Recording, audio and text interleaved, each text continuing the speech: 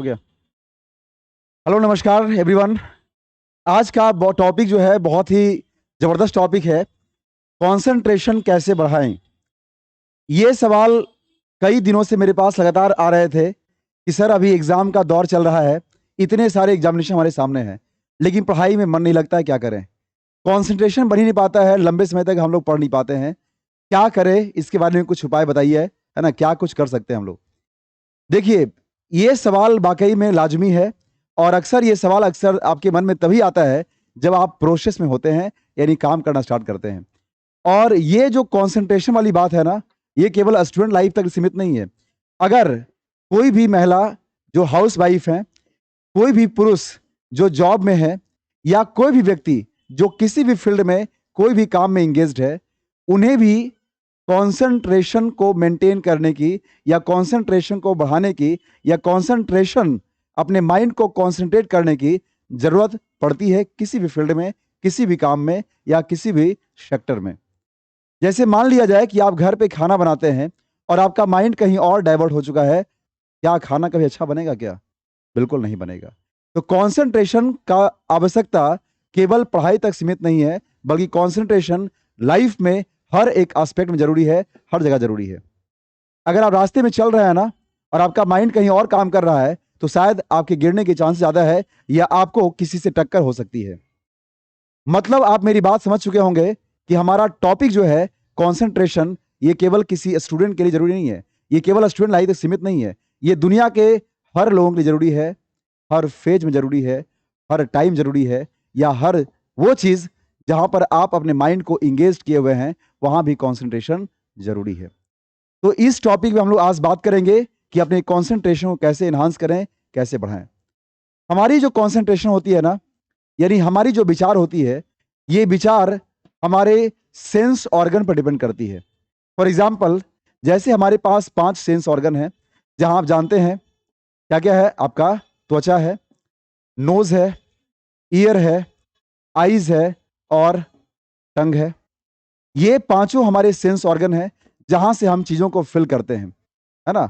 और जब फिल करते हैं, क्या होता है, जैसे मान लिया जाए कुछ खाते हैं आप, खाने को लेकर के क्या होता है, वो चीज़ मीठा या तीखा है, ये आपका जीभ बताता है कि वो कैसा है, यानी टेस्ट आप वहाँ से करते हैं।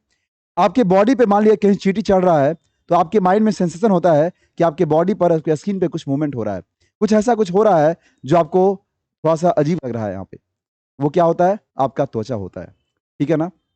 या फिर दुनिया की तमाम चीज़ों को जो आप देखते हैं, सुनते हैं, समझते हैं, इसके लिए आपकी आँख, कान, है ना? ये सब चीज़ें ज़रूरी है।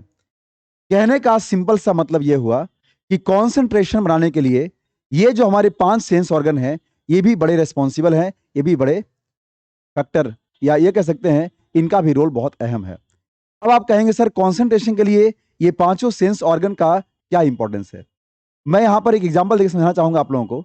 जैसे मान लिया जाए कि कोई व्यक्ति खाना खा रहा है और उसके खाने का जो लिमिट है वो 3 से 4 रोटी तक है। वो खाना उस दिन अच्छा, जो कि खाना उसके सामने परोसा गया था, वो 5, 7, 8 रोटी दबा दिया, मतलब कुछ अधिक खा लिया। अब क्या होगा? अब आगे कुछ काम करना है उसको। क्या वो काम कर पाएगा? क्यों नहीं कर पाएगा? क्योंकि वो अपने लिमिट को क्रॉस कर चुका है, यानी उसका जो कंसंट्रेशन है, उसका जो माइंड है, वो दूसरे काम पे ना लग करके उस चीज़ पे फोकस हो जाएगा। किस चीज़ों पर? क्योंकि वो खाना बहुत ज़्यादा लिमिट से बाहर कर दिया है, तो अब उसका जो ब्रेन है, जो माइंड है, इस बात पे कंसंट्रेट हो जाएगा कि इसे कैसे डाइजेस्ट करें, यानी कैसे इसको ठीक करें, या फिर कैसे उसको एडजस्ट करें, मोटा-मोटी ये कहें आप, ठीक है ना? ये होता है। तो कहीं न कहीं हर एक फैक्टर जो सेंस ऑर्गन है, यही आपके कंसंट्रेशन में एक बड़ा रोल प्ले करते हैं, ठीक है ना? तो कंसंट्रेशन बढ़ाने का जो तरीका है, सबसे जो इम्पोर्टेंट है, वो ये है कि आपको अपने आस-पास के सराउंडिंग्स पर एक ऐसी पैनी नज़र होनी चाहिए, जहाँ पर जो करना है एग्ज़ैक्टली उसको वही करना है। मतलब इस बात को मैं स्पेशली स्टूडेंट लाइफ़ के लिए कुछ आसान भाषा में ऐसे समझा सकता हूँ, है ना? एक फ़ॉर्मूला के माध्यम से, जो बहुत ही शानदार फ़ॉर्मूला है, E = mc²। और ये फ़ॉर्मूला आपने जानते हैं एनर्जी को लेकर के दिया गया था, energy mass into conservation of light. ये तो अलग कॉन्सेप्ट है। मेरे हिसाब से एग्जामिनेशन के लिए ये फॉर्मूला कहाँ तक सार्थक है, आइए इस फॉर्मूला को बहुत बारीकी से समझते हैं और बहुत ध्यान से देखते हैं इसको। क्या है ये? E बराबर mc स्क्वायर को मैंने ऐसे ब्रेक कर दिया है, E is equal to m into C into C, यानी इंटू मतलब मल्टीप्लाई यहां दिया हुआ है। और इस फॉर्मूला को मैं राइट टू लेफ्ट चलने की कोशिश कर रहा हूं। C for commitment with time, C for concentration, M for memory और E फॉर एग्जामिनेशन। आप समझ गए होंगे कि हमारा जो ओरिएंटेशन है वो किस ओर है, यानी आपके लिए स्पेशली है, स्टूडेंट के लिए स्पेशली है कि आपको कंसंट्रेशन की जरूरत अभी पड़ रही है। तो आपका जो मेन गोल है वो है एग्जाम करेक्ट करना, क्योंकि मैंने कहा था शुरू में ही कि जब आप प्रोसेस में होते हैं ना तभी आपको कंसंट्रेशन की जरूरत पड़ती है। यानी कि मैं ये कह रहा हूं कि जब किसी भी लक्ष्य को पाने के लिए, किसी भी काम को करने के लिए जब आप उसमें इन्वॉल्व होते हैं, जब लगते हैं, तभी आपको लगता है कि आपको अपने लाइफ में कंसंट्रेशन बनाने की जरूरत पड़ रही है। ठीक है ना? तो कंसंट्रेशन बनाने का सबसे सरल और आसान तरीका जो है वो इस फॉर्मूला से आप समझ सकते हैं। Commitment with time, concentration, memory and examination. आखिर ये फॉर्मूला कैसे प्ले करेगा, कैसे काम करेगा हमारे लिए? तो यहां पर कुछ लाइनें लिखी हुई है, इसको समझिए पहले और फिर हम इसको समझाते हैं एलाबोरेट करके।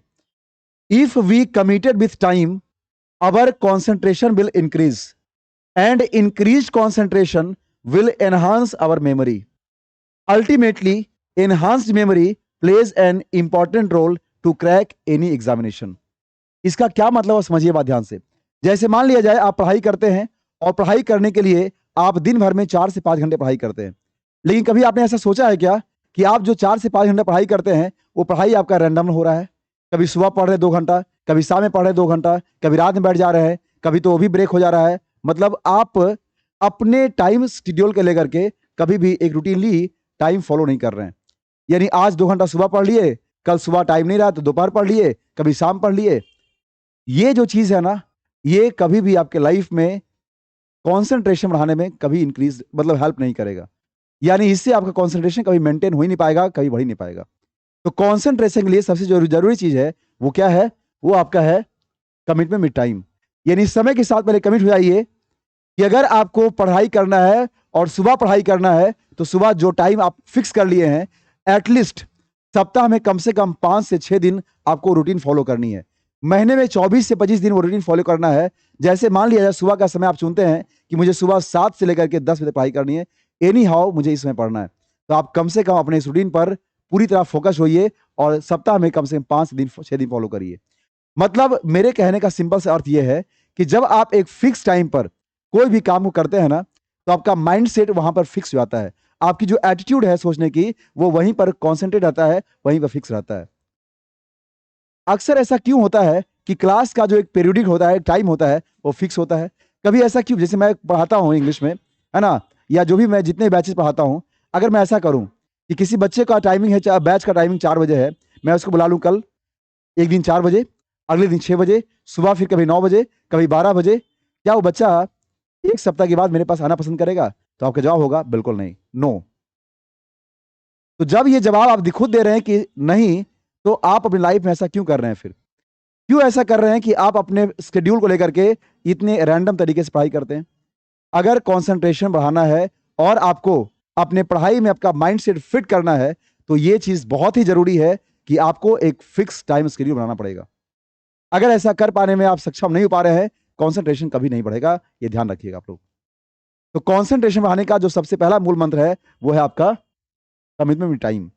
और एक दूसरी चीज मैं यहां पे और ऐड करता हूं, अगर मान लिया जाए आपने समय के साथ कमिट कर भी लिया तो मैं ये भी कहना चाहूंगा कि पढ़ाई का जो जगह है ना, जहां पे आप बैठ के पढ़ते हैं या जो भी आपका जगह है, आपका रूम ही है, लाइब्रेरी है, क्लासरूम में कहीं भी है, आप वो फिक्स कर लीजिए कि जिस टाइम पे आपने ना रूटीन बनाया है पढ़ने का, वो जगह भी फिक्स होनी चाहिए। आप उस टाइम पे बैठ कर ही क्या करेंगे? पढ़ेंगे, उस जगह पे पढ़ेंगे। इससे क्या होगा भाई? इसी से आपका कॉन्सेंट्रेशन इंक्रीज करेगा, कॉन्सेंट्रेशन बढ़ेगा।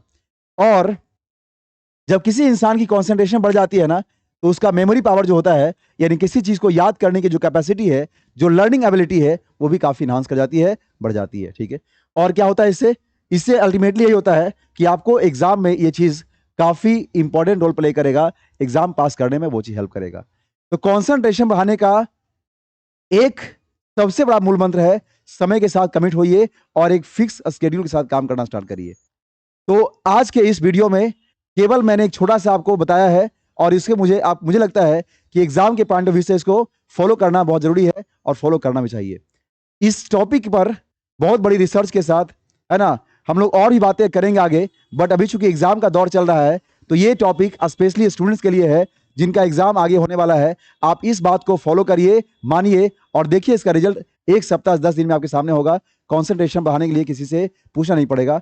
और रही बात मेडिटेशन करने की बात, तो मेडिटेशन करने का मतलब ये नहीं है, अच्छा आप लोग कहते हैं कि मेडिटेशन करना है, मेडिटेशन करना नहीं भाई, मेडिटेशन में होना ही मेडिटेशन करने जैसा है। तो इसीलिए इस टॉपिक हम लोग अभी और डिटेल बात करेंगे हम लोग। तो आज के इस वीडियो में फिलहाल इतना रखते हैं। अल्टीमेटली इस वीडियो का जो मूल मंत्र था वो यही था, कॉन्सेंट्रेशन बढ़ाने का सबसे सरल और आसान तरीका है, जिस काम को आप कर रहे हैं ना उसके साथ टाइम को लेकर कमिट हो जाइए और एक फिक्स शेड्यूल बनाइए।